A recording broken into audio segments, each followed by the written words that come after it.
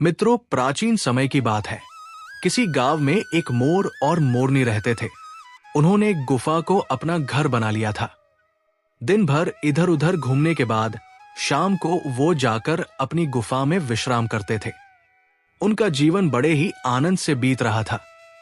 ठंड का मौसम था, जोरदार सर्दी पड़ रही थी।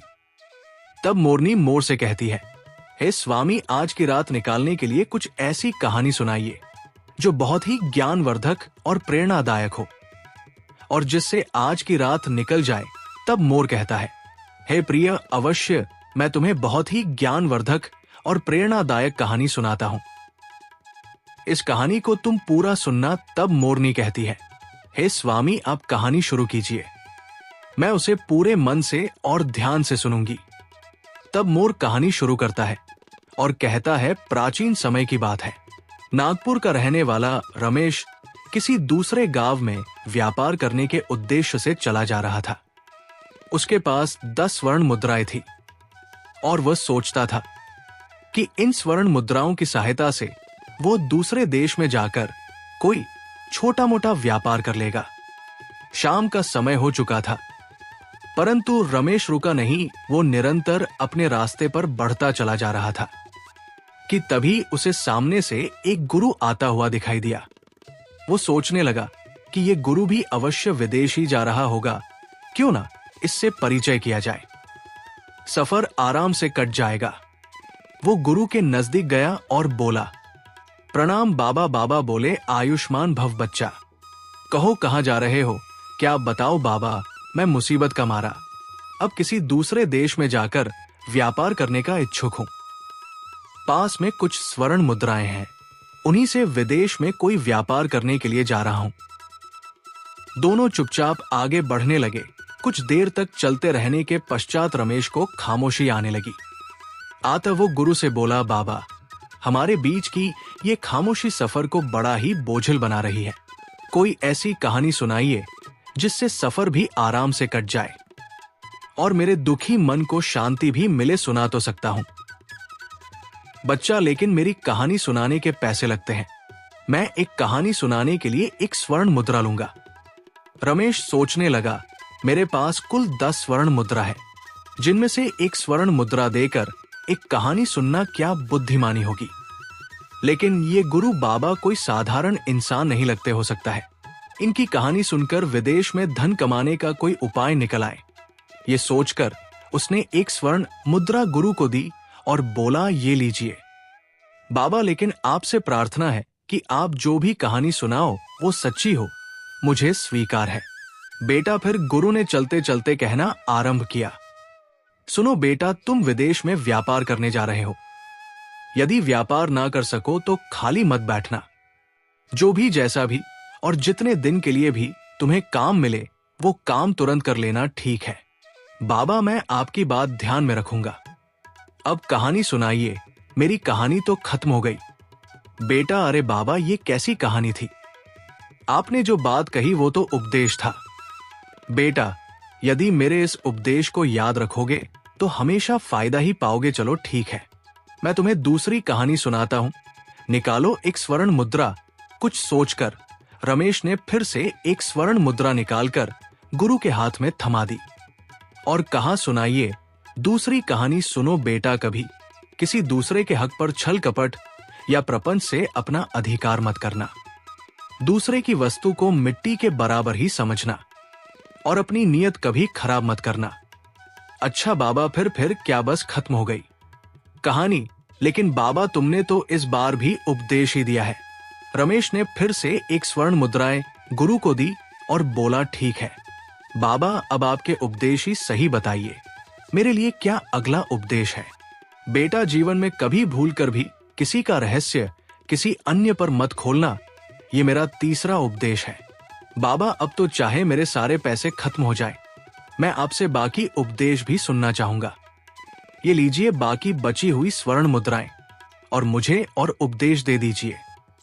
सुनो बेटा, रमेश, तुम चाहे कितने भी आवश्यक कार्य से कहीं पर जा रहे हो, लेकिन यदि रास्ते में कोई तुम्हें बुलाकर प्रेम से बिठाता है तो उसकी बात ध्यान से जरूर सुनना। उसको ठुकराना नहीं चाहे, तुम्हारा लाखों का ही नुकसान क्यों ना हो जाए। और बेटा, आखिरी उपदेश यह है कि दुराचारी स्त्री का कभी जीवन में विश्वास ना करना, उसके दिल और दिमाग का कोई भी ठिकाना नहीं होता। इतनी बातचीत के बाद वे दोनों काफी दूर निकल आए थे। तब गुरु ने कहा, अच्छा बेटा, अब तुम्हारा और मेरा रास्ता अलग अलग हो गया है, अब मैं चलता हूं। ठीक है गुरु बाबा, मैं आपकी बातों को हमेशा ध्यान में रखूंगा। और इसके बाद गुरु अपनी राह पर चला गया। रमेश सोचने लगा कि गुरु की कही हुई बातें अवश्य ही उपयोगी सिद्ध होंगी, परंतु गुरु बाबा मुझे ये उपदेश बिना कोई पैसा लिए भी बता सकते थे। आखिर गुरु को पैसों की क्या आवश्यकता थी? खैर, ये प्रश्न में वापस लौटते समय गुरु बाबा से अवश्य करूंगा। अपनी सोच में डूबा हुआ रमेश पुनः आगे की तरफ बढ़ने लगा। चलते चलते वो एक गांव में पहुंचा। अब उसके पास कोई धन नहीं था, इसीलिए वो कोई व्यापार भी नहीं कर सकता था। वो नौकरी की तलाश में लोगों से पूछताछ करने लगा। वहां पर उसे अजय नाम का एक आदमी मिला। उसने कहा, सुनो भाई, मेरा नाम अजय है और मैं यहाँ के सेठ सोहनलाल के यहाँ पर नौकर हूं। मेरा काम घोड़ों की देखभाल करना है। मैं यहाँ दूसरे नगर का रहने वाला हूं और मेरी माँ बीमार है, इसीलिए मुझे 3 महीने की छुट्टी चाहिए ताकि मैं अपनी माँ को देखने जा सकूं। लेकिन सेठ ने मुझे इस शर्त पर छुट्टी देना स्वीकार किया है कि मैं अपने स्थान पर 3 महीने के लिए कोई और व्यक्ति रख जाऊं। यदि तुम तैयार हो तो चलो इसी समय मेरे साथ सेठ के पास। रमेश बोला, अरे भाई, मैं तो बिल्कुल तैयार हूं, मुझे तो नौकरी की ही तलाश है, चलो मैं तुम्हारे साथ चलता हूं। जल्दी ही अजय रमेश को लेकर महल में दाखिल हुआ। वहां के सेठ सोहनलाल बड़े ही पराक्रमी और दानी सेठ थे। उनकी एक बेटी थी जिसका नाम था गरिमा। गरिमा बहुत ही सुंदर थी और सेठ उसे अपने प्राणों से भी ज्यादा प्यार करते थे। इसके अलावा सेठ सोहनलाल को घुड़सवारी करने का बहुत ही शौक था, इसीलिए उन्होंने दुनिया भर के छटे हुए असंख्य सुंदर और स्वस्थ घोड़े पाल रखे थे। फिर अजय रमेश को लेकर सीधा दरबार में पहुंचा। तब सेठ से कहा, सेठ की जय हो। सेठ, इसका नाम रमेश है, मैं अपने स्थान पर इसे रखने की आज्ञा लेने आया हूं। तब सेठ कहता है, इसमें आज्ञा की आवश्यकता नहीं है। यदि तुम्हें ये भरोसेमंद आदमी लगता है तो इसे ले जाकर सारा काम समझा दो और अपने घर चले जाओ। लेकिन ध्यान रहे, हमारे प्रिय घोड़ों की देखभाल में लापरवाही हुई या उन्हें कोई कष्ट हुआ, उसका दंड इसे नहीं बल्कि अजय तुम्हें भोगना होगा। ठीक है सेठ, आप चिंता ना करें, मैं इसको सब कुछ समझा दूंगा। ठीक है, तो फिर तुम जाओ। अजय रमेश को लेकर सीधा शाही अस्तबल में जा पहुंचा, जहां पर बहुत से घोड़े बंधे हुए थे। तब अजय ने कहा, सुनो रमेश, ये 7 घोड़े तुम्हारे नीचे रहेंगे। तुम्हें इन घोड़ों की देखभाल करनी है, इन्हें खिलाना पिलाना मालिश करना आज से तुम्हारा ही काम है। मैं समझ गया, तुम निश्चिंत रहो मित्र। फिर अजय उसे लेकर अस्तबल में ही बने हुए एक कमरे में जा पहुंचा और बोला, ये मेरा कमरा है, आज से ये तुम्हारा कमरा रहेगा। जब तक मैं ना लौटूं, अब जाओ और अपने काम में जुट जाओ। उसके बाद अजय कुछ आवश्यक सामान लेकर अपने गांव की ओर चल पड़ा, जहां उसकी बीमार मां उसका इंतजार कर रही थी। और इधर रमेश अपने काम में जुट गया। वो रोज घोड़ों की मालिश आदि करने के बाद उन्हें पास के ही एक तालाब में ले जाता, नहला धुला और उसके बाद घोड़ों को वापस अस्तबल में लाकर बांध दिया करता। फिर अन्य नौकर के साथ घोड़ों के खाने के लिए चने लेने के लिए चारा घर में पहुंचा। प्रत्येक नौकर चने मिलाया करते थे। रमेश ने भी चने की पोटली बांधी और अपने अस्तबल में जा पहुंचा। उन्हें पानी में भिगोकर कूटने के बाद 7 घोड़ों के आगे डाल दिया। अपना काम खत्म करने के बाद उसने सोचा कि क्यों ना कुछ देर के लिए बाकी नौकर के साथ कुछ गपशप की जाए। ये सोचकर वो उस बड़े कमरे में पहुंचा जहां अन्य नौकर बैठे हुए मौज उड़ा रहे थे। रमेश ने देखा कि वे सभी शराब पी रहे थे। वो बोला, अरे भाई, आप लोग बिना अपना काम पूरे किए हुए नशे पानी में लगे हुए हो। अन्य नौकर बोले, अरे नहीं भाई, बिना काम पूरे किए भला किसमें इतनी हिम्मत है कि नशा पानी करे। भाई, हम भी घोड़ों की खुराक डाल चुके हैं। रमेश कहता है, लेकिन आप लोगों के पास तो अभी भी बहुत सा चना कूटने के लिए पड़ा है। भाई, वो चना कूटने के लिए नहीं है, बल्कि बाजार में बेचने के लिए पड़ा है। जितना दाना घोड़ों को खिलाना था वो तो हम कभी का कूट कर घोड़ों को खिला चुके हैं। क्या मतलब भाई? मैं कुछ समझा नहीं। अरे भाई, तुम नए हो ना, इसीलिए नहीं समझे। सुनो, हमें प्रतिदिन बहुत सारा चना घोड़ों को खिलाने के लिए मिलता है, जिसमें से हम थोड़ा सा चना कूट कर घोड़ों को खिला देते हैं और बाकी का चना बाजार में बेचकर अपने नशे पानी का इंतजाम करते हैं। उनकी बातें सुनकर रमेश की आंखें आश्चर्य से फट गई। वो बोला, लेकिन ये तो सेठ के साथ धोखा है, बेईमानी है। अरे यार, बेईमानी हो या धोखा, पेट भरने के लिए ये सब तो करना ही पड़ता है। और सुनो, क्योंकि तुम्हें यहाँ पर अजय ने रखवाया है, इसीलिए तुम्हें सच्चाई बता दी गई है। लेकिन ध्यान रहे, इस बात का किसी और को कानो कान भी पता नहीं चलना चाहिए, वरना तुम्हारी लाश का भी पता नहीं लगने देंगे। उनकी बातें सुनकर रमेश चुपचाप अपने कमरे में लौटा और अपनी चारपाई पर पड़ गया। उसके मन में नाना प्रकार के विचार आने लगे। वो सोचने लगा कि वे लोग ठीक ही कहते थे। कल से मैं भी इसी तरह से बेईमानी से काम करूंगा और काफी रुपए बचा लूंगा, फिर अपना कोई व्यापार शुरू कर दूंगा। लेकिन तभी गुरु की कही हुई आवाज उसके कानों में गूंजने लगी, बेटा, किसी दूसरे के हक पर छल प्रपंच या कपट से अपना अधिकार मत करना। दूसरे की वस्तु को मिट्टी के बराबर ही समझना, उसके ऊपर अपनी नियत खराब मत करना। ये सोचकर तभी वो बोला, नहीं, मैं ऐसा नहीं करूंगा। अगले दिन से रमेश अपने कर्तव्य का पालन पूरी मुस्तैदी और ईमानदारी से करने लगा। उसकी अच्छी देखभाल से 7 घोड़े एक ही माह के भीतर भीतर अस्तबल के सबसे तंदुरुस्त और फुर्ती घोड़े बन गए। एक दिन दरबार में सेठ ने अपने नौकरों से कहा, मुझे बहुत दिन हो गए मैंने अपने प्रिय घोड़ों को नहीं देखा। आप नौकर को ये सूचित कर दें कि वे सब अपने अपने घोंडों को लेकर मैदान में आ जाएं। मैं कल अपने घोड़ों को देखना चाहता हूं।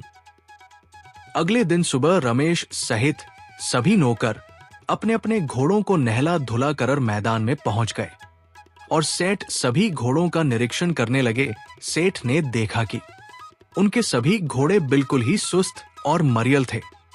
ये देखकर सेठ को बड़ा ही क्रोध आ रहा था। उन्होंने नौकर से कहा, हमारे सारे घोड़े तो अत्यंत स्वस्थ और ताकतवर थे, ये इतने मरियल और बीमार कैसे हो गए?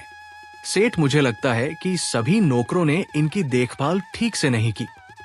आगे बढ़ते बढ़ते सेठ जब रमेश के समीप पहुंचे तो देखा कि जिन घोड़ों की देखभाल रमेश कर रहा था वे बड़े ही तंदुरुस्त और हष्ट-पुष्ट थे।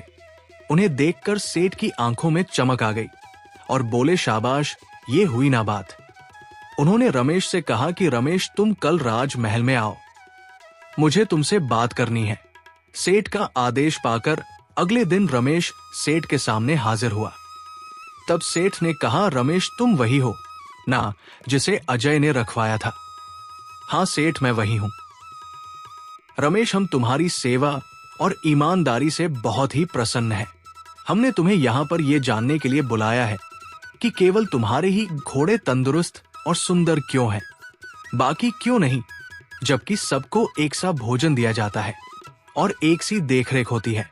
कुछ सोचकर रमेश बोला, सेठ, आपके प्रश्न का उत्तर मैं तभी दे सकता हूं जब बाकी सभी नौकर यहाँ पर मौजूद हो। ठीक है, सभी नौकर को यहाँ पर बुलवाया जाए।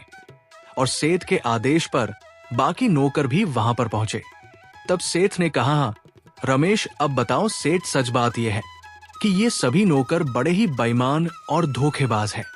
आपकी आज्ञा यह है कि पूरा चना घोड़ों को प्रतिदिन खिलाया जाए, परंतु ये लोग केवल आधा चना ही घोड़ों को खिलाते हैं और बाकी का चना बाजार में बेच देते हैं।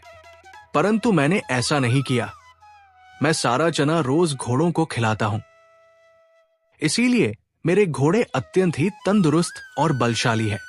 ये सुनकर सेठ क्रोध से तमतमा गए और बाकी के नौकर पर गरज कर बोले, क्यों धोखेबाजों, नमक हराम, क्या ये बात सच है? जवाब दो, वरना हम तुम सबकी गर्दन धड्डा से जुदा कर देंगे। सभी नौकर डर के मारे थरथर कांपने लगे और बोले, क्षमा करें सेठ, क्षमा करें, हमसे गलती हो गई। हम विश्वास दिलाते हैं कि फिर से ऐसी गलती नहीं होगी। तब रमेश ने कहा, हाँ सेठ, मैं भी आपसे यही प्रार्थना करता हूं कि इस बार आप इन्हें क्षमा कर दीजिए। रमेश के कहने पर सेठ ने बाकी नौकरों को इस बार के लिए क्षमा कर दिया और कहा कि आज से हम तुम्हें अस्तबल का मुख्य निरीक्षक नियुक्त करते हैं। आज से तुम्हारा काम इन सभी की हरकतों पर निगरानी रखना होगा। तुम्हें यहीं पर भोजन और रहने का स्थान भी मिलेगा। यदि अब की बार इनमें से कोई मुट्ठी भर चना भी गायब करे तो इसकी सूचना मुझे देना। मैं जीवन भर के लिए इन्हें कारागार में सड़ा दूंगा। जी सेठ। फिर सेठ ने अपने हाथों में से एक हीरे की अंगूठी उतारी और उसे रमेश को देते हुए बोले, ये अंगूठी तुम्हें मैं बतौर इनाम के देता हूं। इस अंगूठी को पहरेदार को दिखाकर तुम बिना किसी रोक टोक के मुझसे मिलने राजमहल में आ जा सकते हो। बहुत बहुत धन्यवाद आपका सेठ। इसके बाद रमेश और बाकी नौकर इस महल से बाहर आ गए। तब रमेश ने बाकी नौकर से कहा, सुनो भाई, इस बार तो मैंने तुम सबको बचा लिया, लेकिन यदि तुम लोग फिर भी कोई गड़बड़ी करोगे तो तुम्हें कठोर दंड मिलेगा। सबने एक साथ कहा, नहीं भाई, अब ऐसी कोई गड़बड़ी नहीं होगी। उस दिन के बाद से फिर किसी नौकर ने घोड़ों के भोजन के साथ कोई बेईमानी नहीं की और पूरी ईमानदारी से अपने काम में लग गए।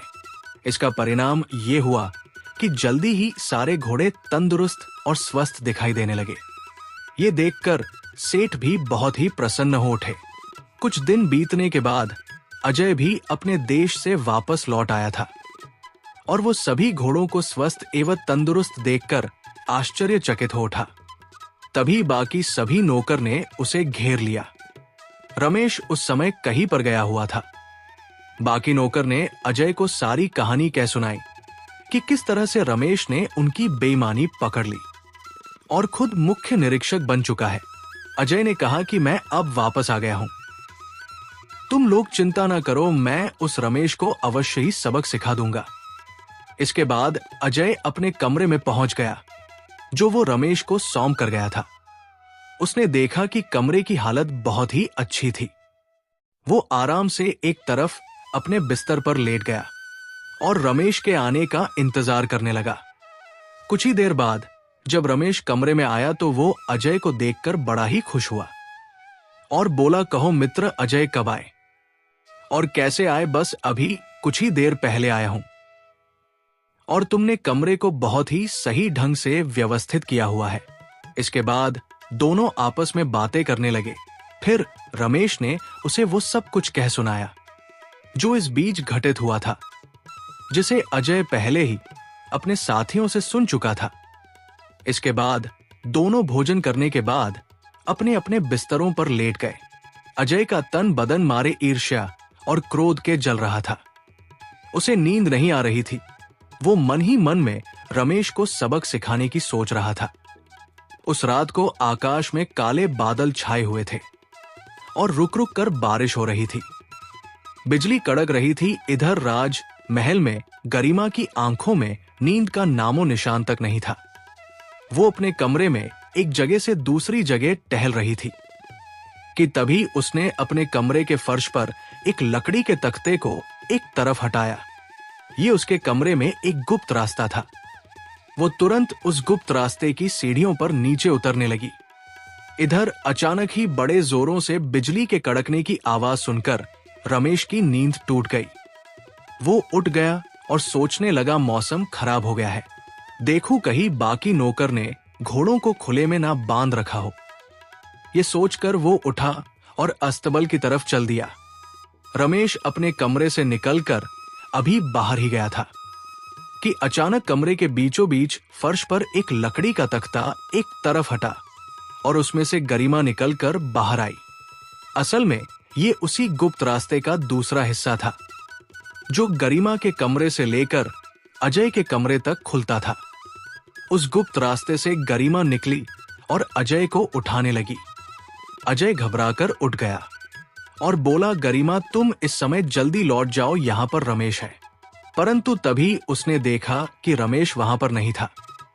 वो बोला ना जाने ये रमेश कहां पर चला गया। गरिमा ने कहा, कौन रमेश? उसके बाद अजय ने गरिमा को रमेश के बारे में सब कुछ बता दिया। असल बात ये थी कि अजय और गरिमा का प्रेम चल रहा था, जिसके बारे में किसी और को कोई सूचना नहीं थी। गरिमा ने कहा, तुम चिंता ना करो, अजय मेरे रहते हुए तुम्हें कोई नीचा नहीं दिखा सकता। तुम कल सुबह ही देखना मैं उसे कैसा मजा खाती हूं। इधर जब रमेश अपने घोड़ों का निरीक्षण करने के बाद वापस लौटा तो कमरे के भीतर से आती हुई आवाजों को सुनकर वो हैरान हो गया और कमरे के बाहर ही खड़ा होकर सोचने लगा, अरे इतनी रात गए, अजय किस स्त्री से बातें कर रहा है। दरवाजा बंद था, इसीलिए रमेश ने सावधानी के साथ खिड़की से भीतर की तरफ झांका और गरिमा को देखकर वो हैरान रह गया। मुझे इसी समय चलकर सेठ को ये खबर देनी चाहिए।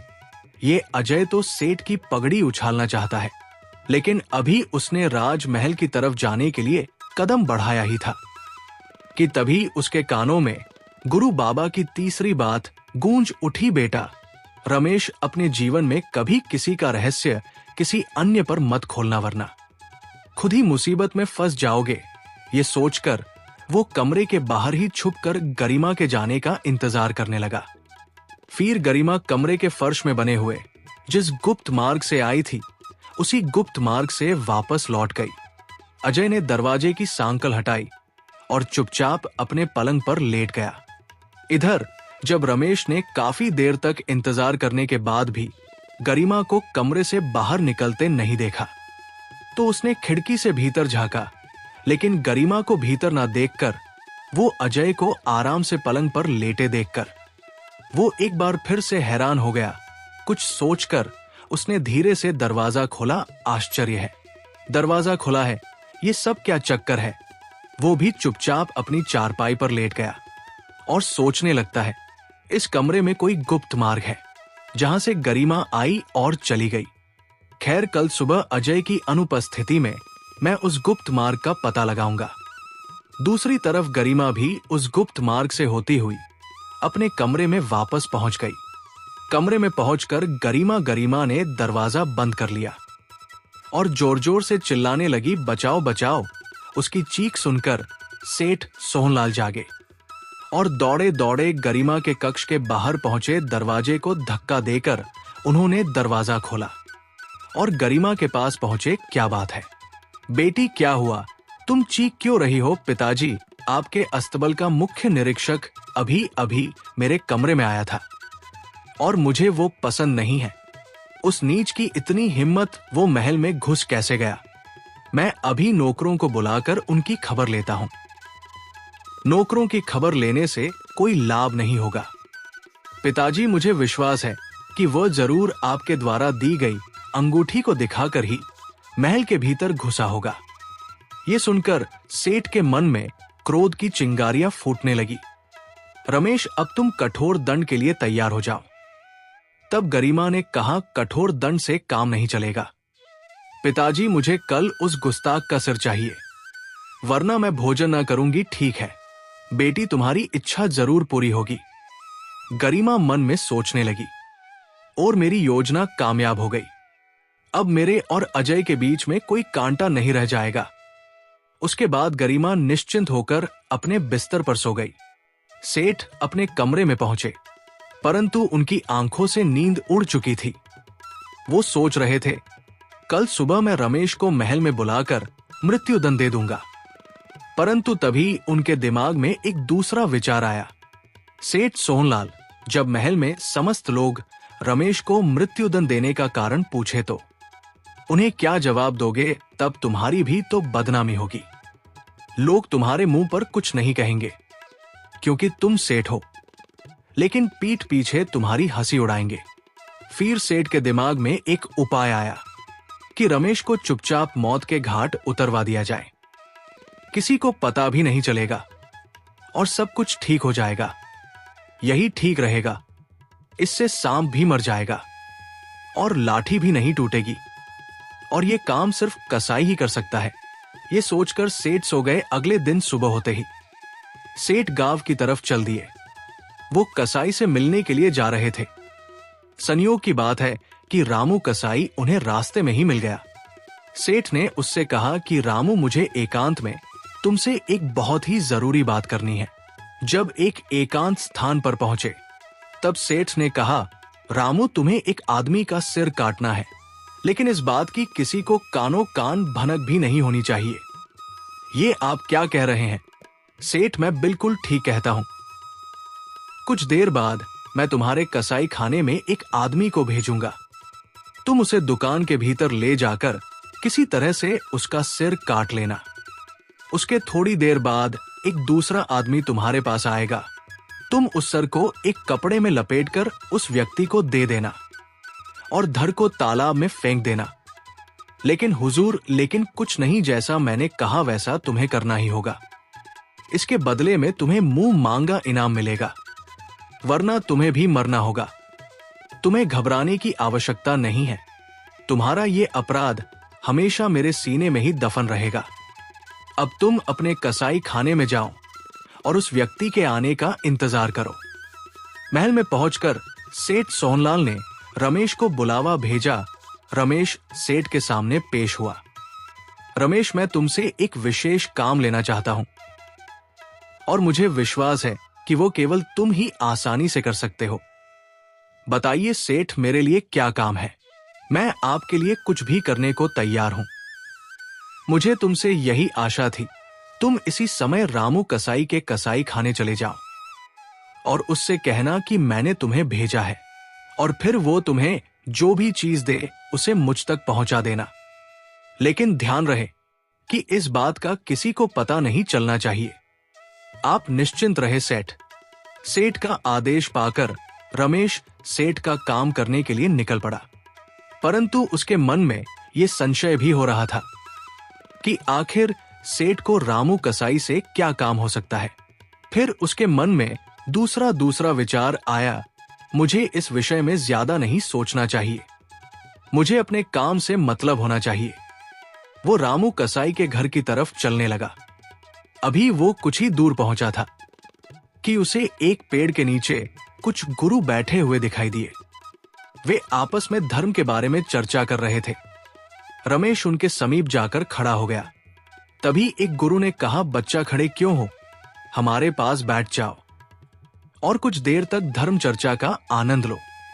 क्षमा करे सेठ, मैं किसी जरूरी काम से जा रहा हूं, इसलिए रुक नहीं सकता। जैसे ही उसने आगे कदम बढ़ाए, उसके कानों में गुरु बाबा की कही हुई बात गूंजने लगी, बेटा, तुम कभी किसी आवश्यक काम से ही क्यों ना जा रहे हो? यदि मार्ग में कोई प्रेम से बोले तो बैठकर उसकी बात जरूर सुनना। उसकी बात ठुकराना नहीं, चाहे तुम्हारा लाखों का ही नुकसान क्यों ना हो रहा हो। ये विचार आते ही रमेश उन गुरुओं के बीच में बैठ गया और उनके द्वारा की जाने वाली धर्म चर्चा को सुनने लगा। इधर नहाने धोने के बाद सुबह ये जानने के लिए कि रमेश को सेठ ने सुबह सुबह ही महल में क्यों बुलवाया है, वो अभी तक वापस क्यों नहीं लौटा, अजय महल के इर्द गिर्द मंडराने लगा। तभी अपने कमरे की खिड़की पर खड़े हुए सेठ की दृष्टि अजय पर पड़ गई। वो सोचने लगे, अरे अजय क्यों ना इसी को रामू कसाई के पास भेजूं, ये मूर्ख है। इसीलिए रामू से रमेश का सिर लाने में ज्यादा सिर खपा नहीं करेगा। उसने एक सैनिक को भेजकर अजय को बुलाया। अजय सेठ के सामने हाजिर हुआ। कहिए सेठ, मुझे कैसे याद किया?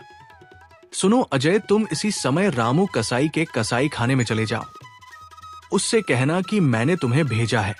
वो तुम्हें जो भी सामान दे उसे तुम मेरे पास ले आना, लेकिन सावधान, उस सामान को खोलकर देखने की हिम्मत मत करना। जी सेठ, जैसी आपकी आज्ञा। और अजय कुछ ही देर में रामू कसाई के कसाई खाने में जा पहुंचा, जबकि रमेश अभी तक वही गुरुओं के बीच बैठा हुआ धर्म चर्चा सुन रहा था। कसाई खाने में पहुंचकर अजय ने कसाई से कहा, मुझे सेठ ने भेजा है और उन्होंने कोई चीज मंगवाई है। ओ तुम अंदर चलो, मैं अभी आता हूं। अजय को कुछ मालूम नहीं था कि रामू कसाई ने उसे भीतर जाने के लिए क्यों कहा था। चुपचाप कमरे के भीतर चला गया। शीघ्र ही रामू भी कमरे के भीतर आया और उसने द्वार बंद कर लिया और अजय से बोला, तुम्हारे पीछे जो अलमारी रखी है उसमें जो पोटली है उसे उठा लो। अजय जैसे ही पीछे वाली अलमारी की ओर पलटा, रामू कसाई ने तेज तलवार से उसका सिर काट दिया और जल्दी जल्दी उसका सिर एक पोटली में बांध दिया। उसने धर को अपने तहखाने में छुपा दिया और फिर हाथ मुंह धोकर वो अपनी दुकान में आ गया। अब वो दूसरे आदमी के आने का इंतजार कर रहा था। उधर रमेश बड़े ही मजे से गुरुओं के बीच में धर्म चर्चा को सुन रहा था। काफी देर के बाद गुरुओं की धर्म चर्चा समाप्त हो गई तो वे गुरु अपने अपने स्थान को चल दिए। तब रमेश को याद आया कि उसे भी तो एक जरूरी काम के लिए कसाई के यहां पर जाना था। वो सोचने लगा, अरे बाप रे बाप, सेठ ने मुझे कसाई की दुकान पर कोई चीज लाने के लिए कहा था। जब वो रामू कसाई के पास पहुंचा तब उसने कहा, मुझे सेठ ने भेजा है, उनके लिए जो कोई भी सामान हो वो मुझे दे दो, ठीक है। कहकर रामू कसाई ने रमेश को एक पोटली थमा दी और कहा कि ये पोटली तुम सेठ को देना और इसे खोलना मत, वरना सेठ तुम्हें फांसी पर चढ़ा देंगे। मैं जानता हूं, तुम चिंता ना करो। ये वही पोटली थी जिसमें अजय का सिर लिपटा हुआ था। रमेश वो पोटली लेकर सेठ के सामने पहुंचा। तब सेठ और उनकी बेटी गरिमा उसी कक्ष में मौजूद थे। रमेश को जिंदा देखकर वे दोनों घबरा गए। सेठ ने कहा, अरे अरे तुम यहां पर कैसे? रमेश बोला, आप लोग आश्चर्यचकित क्यों हैं? सेठ, आपने ही तो मुझे काम से भेजा था। मैं आपका काम करके सीधा चला रहा हूं। मुझे कुछ देर अवश्य हो गई सेठ, उसके लिए मैं क्षमा चाहता हूं। इसमें क्या है, ठहरिए सेठ, अभी खोल कर दिखाता हूं। रमेश ने जैसे ही पोटली खोली, सेठ और गरिमा के साथ साथ उसके कंठ से भी चीख निकल गई। उसने अजय का कटा हुआ सिर था। अरे बाप रे बाप, सेठ को सारा मामला समझते हुए देर नहीं लगी। वो सोचने लगा, लगता है अजय रमेश से पहले ही रामू कसाई की दुकान पर पहुंच गया। आता उसने उसी का सिर काट दिया। तब रमेश ने कहा, सेठ, ये तो अजय का सिर है, आखिर ये सब क्या चक्कर है? तभी गरिमा अजय के कटे हुए सिर को देखकर फूट फूट कर रोने लगी और कहने लगी, मेरे प्रिय, तुम मुझे छोड़कर क्यों चले गए? हाय, मैं क्या जानती थी कि मेरी चाल तुम्हारी ही जान ले लेगी। ये सुनकर सेठ ने कहा, बेटी, ये तुम क्या बक रही हो? सेठ को क्रोध आ गया और उन्होंने अपनी तलवार म्यान से निकाल ली और क्रोध से चीख कर बोले, गरिमा, सच सच बताओ, ये सब क्या चक्कर है? रमेश को तुम क्यों मरवाना चाहती थी? वरना मैं स्वयं अपने हाथों से तुम्हारा सिर उड़ा दूंगा। फिर गरिमा ने सारी बात सच सच अपने पिता को बता दी। सब कुछ जान सुनकर सेठ की आंखों के सामने अंधेरा छाने लगा और वो बोले, आह, ये मैं क्या करने जा रहा था? एक नेक इंसान को बिना ही अपराध के मौत के घाट उतारना चाहता था। हे भगवान, मुझे क्षमा करना। तभी गरिमा ने ना जाने कहां से एक खंजर निकाला और अपने पेट में घोंप लिया। मरते मरते वो बोली, पिताजी, मुझे माफ कर देना। मैंने आपको जो धोखा दिया और एक निर्दोष आदमी की जान लेनी चाहिए, उसके भगवान ने मुझे स्वयं ही सजा दी है। मुझसे मेरे प्रेमी को छीन लिया। रमेश, तुम भी मुझे माफ कर देना। मैं अपने प्यार में अंधी हो गई थी। ये कहते ही गरिमा के प्राण पखेरु उड़ गए। उसके बाद गरिमा और अजय के शवों का दाह संस्कार कर दिया गया।